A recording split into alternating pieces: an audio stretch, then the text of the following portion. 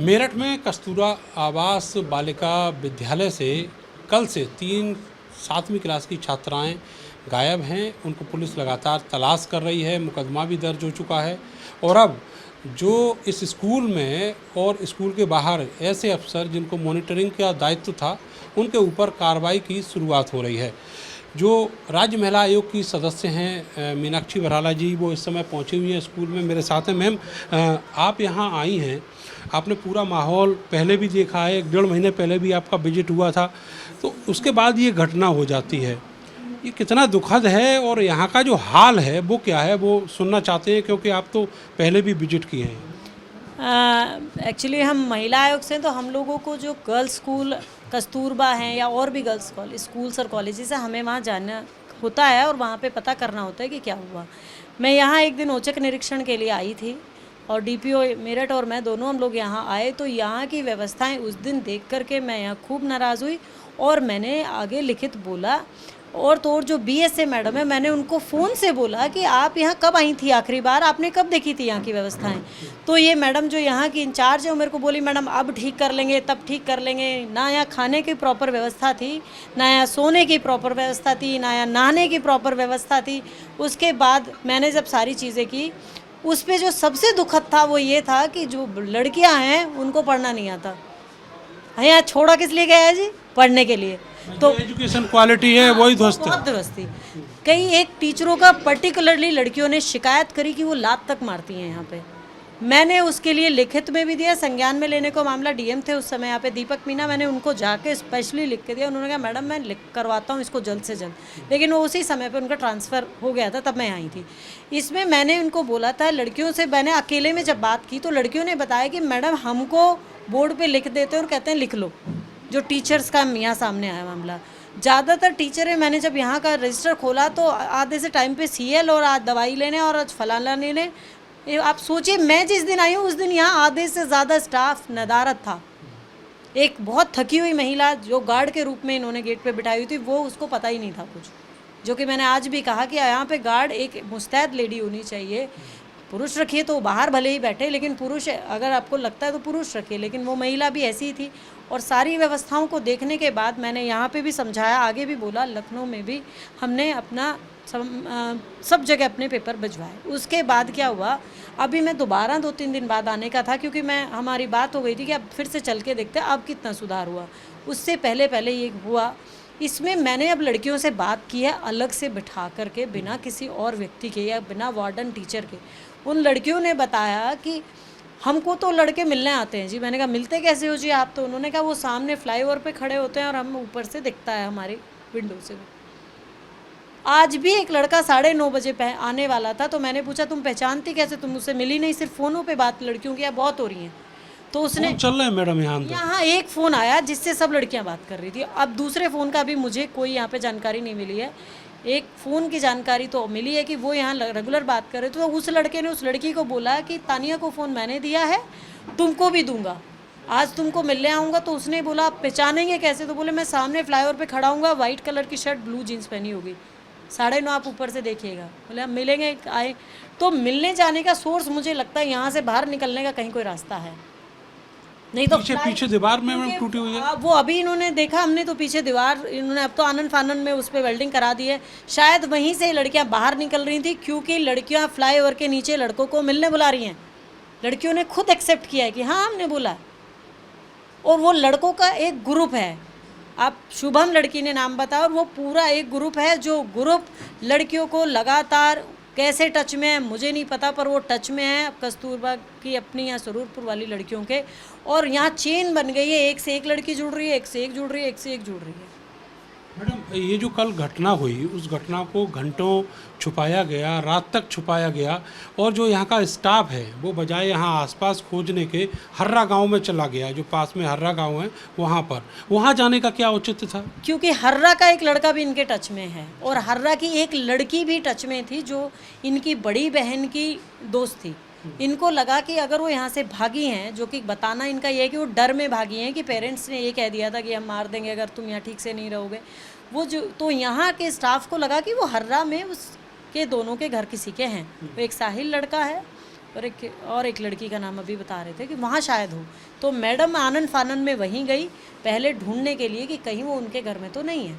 यहाँ की बच्चियाँ ईद मिलने के लिए स्कूल से बाहर भी जाती हैं, ऐसी भी नहीं, ऐसे तो कहीं प्रावधान नहीं है जी, ईद और दिवाली कहीं नहीं जा सकते, वो छुट्टियां ही होती हैं तब जाते हैं। अगर गार्जियन किसी को बोल दें, अगर मैं अपनी बेटी के स्कूल में भी फ़ोन करके बोलूँ कि आप फला को दे दो, तो यहाँ इनका कहना है कि गार्जियन का फ़ोन आया था कि उसकी बहन आएगी और उसको लेकर जाएगी, और वो उसको ईद पे हर्रा लेके गई। वहीं वो लड़का उसको मिला, साहिल नाम का, जो उसको बात कर रहा था। मैडम अभी तक की अगर ओवरऑल प्रोग्रेस कल से लेके आज तक जाने तो वो क्या है? प्रोग्रेस ये है जी, प्रशासन ने जी तोड़ मेहनत की हुई है, हमारी पुलिस बहुत शिद्दत से लगी हुई है, चारों तरफ दौड़ रहे हैं। यहाँ शुक्ला जी हमारे जो हैं, उन्होंने इतनी मेहनत से, वो रात भर से मेरी बात हुई, उनकी सुबह से हो रही है, वो मुझे लगता है सुबह से यहीं थे और अभी भी सारे कैमरे चेक करते हुए खुद घूम रहे हैं। तो ऐसा नहीं, उधर एसएसपी साहब से बात हुई, डीएम साहब से बात हुई, पूरा का पूरा अमला लगा हुआ है कि लड़कियां कैसे भी सकुशल बरामद हो जाएं। तो मैम एक आफत जैसी गले में पड़ गई है तब ये सब हो रहा है। उससे पहले डीएम साहब जो भी रहे हों, पहले वाले हों या उसके बाद वाले हों, किसी ने भी शोर नहीं देखा। मैं नहीं समझता कि वो कल से पहले कभी इन स्कूलों का मुआयना करने भी आए हों। और जहाँ तक बात है बीएसए की, आशा चौधरी की, उनकी भूमिका को आप किस तरह देखती हैं 2 महीने पहले से लेके और अब तक? देखिए, बीएसए का काम होता है इन स्कूलों का ध्यान रखना, इसमें डीएम बाद में आती है कड़ी। सबसे पहली कड़ी इस स्कूल की बीएसए है। बीएसए मैडम से जब मैंने बात करी, उसके बाद मैंने इनको पूछा तुमने क्या कार्रवाई की उस टीचर के खिलाफ जो लड़कियों को लात मारती थी, और यहाँ जो सिस्टम ख़राब है, ये दीवार ख़राब, इन सब के खिलाफ। तो इन्होंने कहा हमने लेटर बना के बीएसए मैडम को भेज दिया था, स्पष्टीकरण भी और लेटर भी। उसके बाद भी बीएसए मैडम ने अगर इस तरफ ध्यान नहीं दिया है तो इससे बड़ी लापरवाही और क्या होगी। कल इतने घंटे बीएसए खुद इस घटना को दबाए रही और उन्होंने अपने उच्चाधिकारियों को भी जानकारी नहीं दी। डीएम को रात को 10 बजे गांव के लोग बता रहे हैं, क्योंकि उनको लग रहा था कि वो जिस तरीके से मैंने बताया, तार से तार जोड़ के इन लड़कों के लड़कियां बरामद कर लेंगे। उन लड़कों ने बोला था हम पीछे एक पेट्रोल पंप पड़ता है, वहाँ तुमको लेने आएंगे। तो वो उस चक्कर में थे कि वहाँ हम जा कर के एक बार और खड़े हो जाते हैं, वहाँ देख लेते हैं। अभी पता चला है जो वहाँ पे ईंट की छुलाई कर रहे थे, उन लोगों ने कहा है कि हाँ हमने कल यहाँ लड़कियाँ देखी हैं। ये बात अब पता चली है जब वो दोबारा आज सुबह आए छुलाई करने, तब उन्होंने बताया कि हमने लड़कियाँ तो यहाँ देखी हैं, और वो यहाँ खड़ी होकर वेट भी कर रही थी किसी का। मैडम इतने सारे लोग बीएसए हैं और यहाँ वार्डन हैं और बाकी लोग हैं, क्या आप सरकार से या डीएम से इनके खिलाफ जो कार्रवाई है उसकी संस्तुति भी करने जा रही है? नहीं, मैं ये बिल्कुल चाहूँगी। एक्चुअली मैं बहुत सारे कस्तूरबा में जाती हूँ, मेरठ छोड़िए, हापुड़ छोड़िए, गाजियाबाद छोड़िए, सब जगह हम जाते हैं। हमारी पूरी टीम 25 सदस्य महिला आयोग की 2 उपाध्यक्ष और बबीता चौहान अध्यक्ष जी के समेत कस्तूरबाज की हालत सब जगह लगभग, अगर गोरखपुर छोड़ दीजिए, 1-2 पोश एरिया छोड़ दीजिए जहाँ, क्योंकि वहाँ के खुद मुख्यमंत्री जी अच्छी नहीं है, और इस पे बार बार चिंता की जा रही है कि इनकी स्थिति कैसे सुधारी जाए। इसकी जो टीचर्स हैं वो इतना ख़राब काम क्यों करती हैं यहाँ, जब पूरा टाइम यही रहना है फिर तो अच्छा काम कर सकती हैं। वार्डन को इनके कमरे में सोना होता है, ज़्यादातर कस्तूरबाज में वार्डन ने अलग कमरे बना रखे हैं, जिसमें कि यहाँ पे वो अलग कमरा नहीं रख सकती है, उनको बच्चों के साथ सोना ही पड़ेगा। कुछ शिक्षिकाएं तो गाँव में रहती हैं, ये मुझे आज ही पता चला है कि कुछ शिक्षिकाएं यहाँ से बाहर भी रहती हैं। वो एक्चुअली कुछ आती हैं, रोज़ पढ़ा के चली जाती हैं। कुछ शिक्षिकाएं होती हैं जो रेजिडेंशियल होती हैं। बल्कि इनका मैंने एक मुद्दा भी उठाया था, मेरे को शिक्षिकाओं ने शिकायत की कि हमको छुट्टियाँ नहीं मिलती। मेरे को लगा है उनके भी बच्चे हैं, आप सोचिए, हम इनकी शिक्षिकाओं की भी सोचती हैं। मैंने लिखित में हमने दिया कि इनकी शिक्षिकाओं को भी छुट्टी मिलनी चाहिए, उनका भी परिवार होता है, लेकिन आप हमको क्या ही छुट्टी दिलाएं अगर वो अपना काम ठीक से नहीं कर रहे हैं। और ये ज़्यादातर सब कस्तूरबाज का यही हाल है। आप सोचिए, जो मेन्यू लगा हुआ है उस मेन्यू के हिसाब से इन्हें कभी खाना नहीं दिया जाता, घी प्रोवाइड नहीं कराया जाता, टाइम से इनको कपड़े प्रोवाइड, पेरेंट्स पे छोड़ा हुआ। अगर वो पेरेंट्स इतने संपन्न हो तो वो सरकारी कस्तूरबा में क्यों पढ़ाएंगे? आपके और हमारी तरह अपने बच्चों को बड़े स्कूल में पढ़ाएंगे। तो ये चीज़ें यहाँ कुछ मिसमैनेजमेंट कस्तूरबाज में भी चल रहा है। इसके लिए हमने मुख्यमंत्री जी को भी लिखा है, मुख्यमंत्री जी ने इस पर संज्ञान लेने के लिए कहा है, और अब इस पर बात और ज़्यादा होंगी क्योंकि ये इस घटना बहुत बड़ी है। मैडम मेरा आखिरी सवाल आपसे ये है कि क्या मेरठ की बीएसए जो लापरवाह बीएसए उनके खिलाफ कोई कार्रवाई होगी?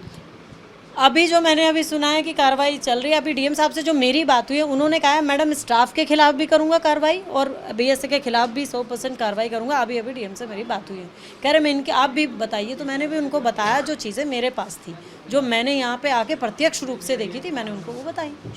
बहुत शुक्रिया हमसे बात करने के लिए। तो मैडम राज्य महिला आयोग की सदस्य हैं मीनाक्षी भराला और ज़मीनी नेता रही हैं बीजेपी की, अभी भी बीजेपी में हैं। लेकिन सवाल ये है कि सरकार, डबल इंजन की सरकार होते हुए भी अगर जो निकम्मे और लापरवाह अफसर हैं तो सरकार का दिया हुआ पैसा सही जगह इन्वेस्ट नहीं कर पा रहे और जो सुधारात्मक काम स्कूलों में होने चाहिए वो नहीं हो रहे, स्कूलों की हालत बदतर है, तो ये बेहद शर्म की बात है। और ऐसे निकम्मे अफसरों को ज़िले में रहने का या स्कूल में जो यहाँ पर अफसर हैं उनको यहाँ रहने का कोई अधिकार नहीं है। कैमरा सहयोगी सानू के साथ मैं नरेंद्र, भारत समाचार, मेरठ।